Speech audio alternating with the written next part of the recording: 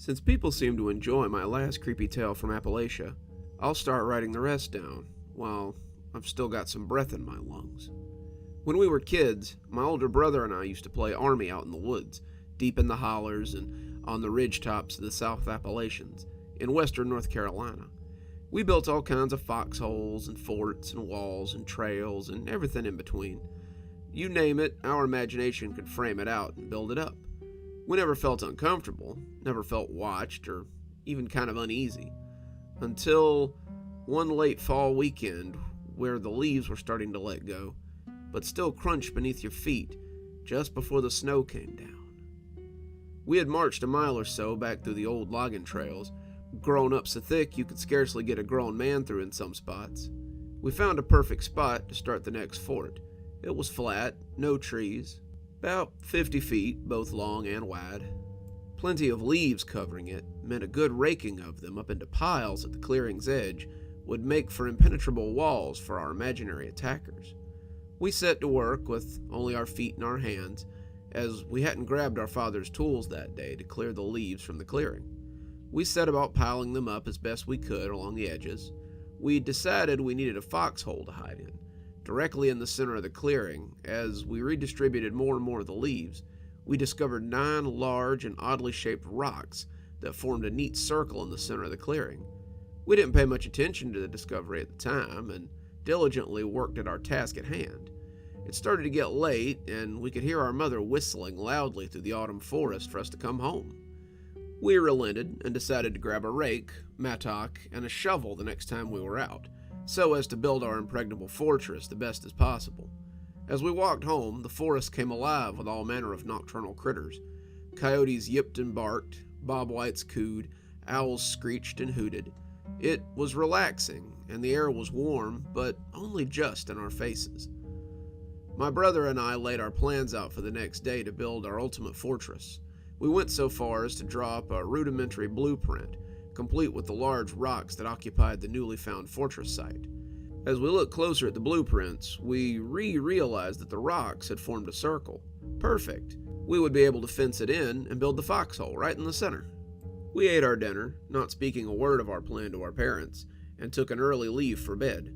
We awoke early in the morning before our parents and went to grab all of Dad's tools we would need for the day. The air was so much cooler this morning than the last, and slightly breezy, with an overcast sky keeping the warmth of the sun out.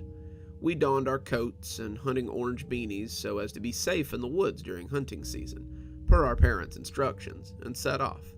As we walked, my brother and I noted the eerie silence, but chalked it up to the cool and windy weather. The only wildlife we observed were a few ravens that seemed to observe us as we walked, never flying away as we approached, but rather watching us from the tall trees.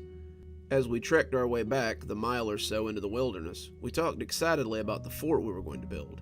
We alluded as to how our older cousins would be jealous when they came to check it out. As we came upon the site, I noticed an eerie feeling of unease, like we were trespassing, and someone or something didn't want us to be there. I thought nothing of it as we set about raking the leaves into a wall. After an hour or so, all the leaves had been raked out of the clearing and into the edges, forming a neatly stacked little border wall. All the while, my uneasy feeling of some sort of transgression never really ended. My brother took notice and asked me teasingly, "What's wrong with you? You afraid of the woods, you little girl?" And I laughed, but I replied, "It feels weird out here, like we're not supposed to be here." He called out some names and told me that he would protect me from anything out in the woods that came to get me, in true older brother fashion. This didn't put my uneasiness at rest, but I lied and told him that he'd made me feel a little better by saying it. The time had come to start our foxhole in the center of the clearing within the rock circle. We started with the mattock, breaking up the ground and pulverizing the tiny rocks as we broke through the long, undisturbed surface of red clay that is so common throughout the southern Appalachians. The deeper we gouged into the earth, the worse my feeling of uneasiness grew, until it was pure dread. I had been shoveling out the dirt as my brother broke it up, and I stopped. He sank the mattock into the earth a few more times, and as he looked at me, seeming to ask why I had stopped, he brought the tool down one more time with a resounding clunk. he had struck something. Before either of us could exchange questions, I forgot my feeling of dread and began shoveling again, feverishly this time, to see what we had hit. Maybe it was treasure. Maybe it was a meteorite or something cool. As I brought the dirt out of the hole and onto the surface, it became clear what we had struck. Stained red by decades of subterranean existence in the ferocious clay was a human skull with a large chunk taken out by the mattock. We stepped back in absolute horror, all excitement and happiness drained from our demeanor. I, being 8 years old, screamed and began to cry. It felt like we had killed this person ourselves. It felt like we had stashed the bodies here and prayed not to get caught. My stomach churned and I vomited my breakfast onto the clearing floor. As we reeled from the revelation, the very atmosphere around us seemed to grow cold and unfriendly, like we had disturbed something unnatural. We stood in the silence for what seemed like eternity as the wind shifted the tree branches around us. I heard what I thought was our mother whistling for us to come home. My brother heard it as well, and we both lit out for the house, not wanting to spend any more time in the presence of whatever we had exhumed. As we walked back through the woods at a much quicker pace than we had entered, the claustrophobic trail seemed to get even more tight in places. At times, they almost seemed unfamiliar. It was like the forest itself was trying to keep us from getting back to the safety of our home. We finally burst through the trailhead, tools in hand, just as a bolt of lightning split the sky, arcing down in all directions like nature itself had become infuriated by our actions. We walked inside after putting the tools away, just as the downpour started. I called for our mother throughout the house, but there was no answer. We walked around towards the carport and saw that Dad's car was gone. Though it was before the golden age of cell phones, my father was provided a company phone that he always kept on him, so we picked up the landline and dialed him. Mom picked up the phone, much to our relief. They had stepped out to get pizza and a movie from Flick Video because they didn't want to cook tonight. For a brief few hours, we forgot about the terror of the day. For the most part, there was still a gnawing, biting feeling in my stomach as we sat and watched the movie Mom and Dad had rented. As it grew nearer to bedtime, the feeling of dread returned, growing stronger all the time. I couldn't sleep. I tossed and turned for hours until I eventually found a comfortable enough position to drift off. I began to dream that I was once again on the trail to the clearing, only this time the sun was not out, but the orangish-yellow glow of the harvest moon lit the entire path like a giant lantern in the sky. There were no stars, only the moonlight emanating from the blackness of the night sky. As I walked, my feet made no sound, even when stepping on dried-out twigs or leaves. This had to be a dream, yet it felt so real and lucid. I walked almost as if my body was controlled by someone else down the path to the clearing.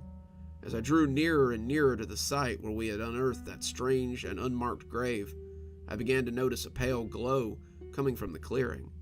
Upon approaching the area, I noticed something that I won't soon forget, though it's been 20 years since I've seen it. The origin of that pale glow was a hunched-over, wrinkled, gaunt woman. Her jet-black hair hung in very thin wisps off her head. Her lips seemed to have dried up and decayed off her thin and leathery face a long time ago. She was stark naked, covered in a fox fur, the glowing fungi that is found throughout Appalachia. She was sobbing and mourning softly as I kept my distance and observed her. I inched closer to see if I could figure out what she was hunched over, and when I did, a twig snapped underfoot. Time stood still. My heart raced and my skin began to sweat in the split second that it took for the sound wave to reach that ghastly-looking woman. Her gaze immediately snapped in my direction with an unnatural speed, and at all the wrong moments for any human on this plane of existence. Her piercing eyes were further apart than a human being's should be, and devoid of pupils. Her nose was bulbous and hung off her face like a diseased zucchini squash. Whatever the hell this was, it was no longer a person, if ever it had been. Her eyes immediately locked with mine, and I knew I was caught. She screamed an evil shriek, shrill and terrible. I immediately wheeled around and began to run, but to no avail. I only gained about 4 steps before I felt a grab and a mighty pull on my ankle. I was mid-step, my leg in mid-air, and I met the earth with a hard smack. When I regained consciousness a few minutes later, I was being dragged across the forest floor towards the clearing by this woman-like monstrosity that stood a full head and shoulders above any man. I was too dazed and confused to scream, and I could only watch in horror as this thing dragged me across the forest floor towards the center of the stone circle. Perched upon the 9 stones were the very ravens which my brother and I had seen in the daylight, their beady eyes focused on mine, cawing and cackling as I was thrown into the circle of stones.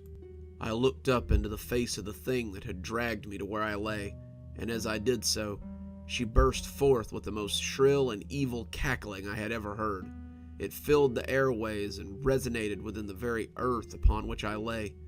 Her gnarled and cavity-riddled teeth jutted haphazardly from her overly large mouth at different angles of varying degrees of sharpness. Her black, diseased tongue licked what remained of her putrid lips as she cast her gaze downward at my helpless body. The ravens began to caw in rhythm as she reached out towards me with long fingers that terminated in sharp, dagger-like nails that were more akin to claws than fingernails. The cawing quickened as she made contact with my chest. I felt the nails sink into my skin as I screamed out in pain, still unable to move. The cawing grew louder and faster, drowning out my screams, just as she began to grip my chest to rip through into my body. A light split the sky then, so bright that, for a moment, all I could see was the white. The woman screeched a blood-curdling shriek. Then, the light was suddenly gone. When my vision returned, the woman was gone, the ravens were gone, the graves were covered over, and there stood my brother in the midst of a frigid downpour, with shovel in hand. Not a word was exchanged, but we both knew what we had just witnessed. He pulled me up from the ground, and we headed for the trail towards the house.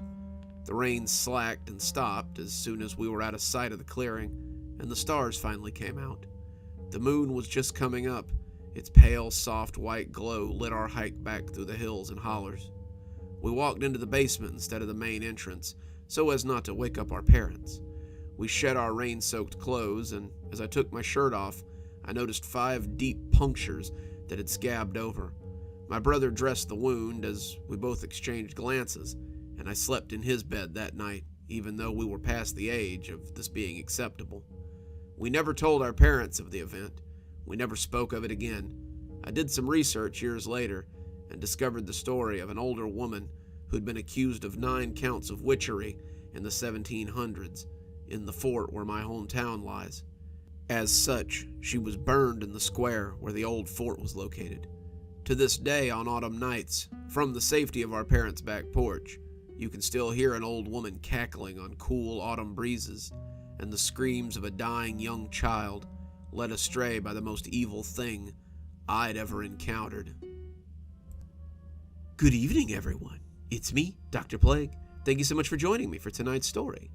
I hope you enjoyed another tale from Subaruligan.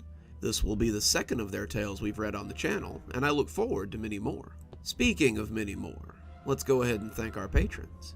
Thanks to Leslie Lou Riddle and Janet for being our Spooky Skeleton tier contributors.